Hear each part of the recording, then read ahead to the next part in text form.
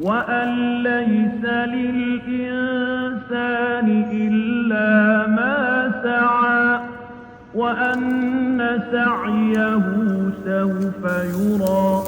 ثم يجزاه الجزاء الأوفى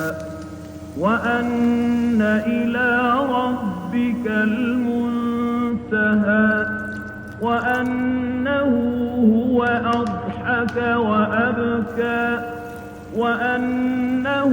هو أمات وأحيا وأنه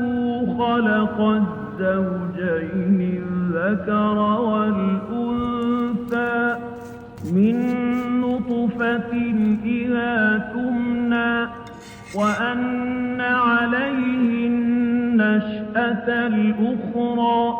وأنه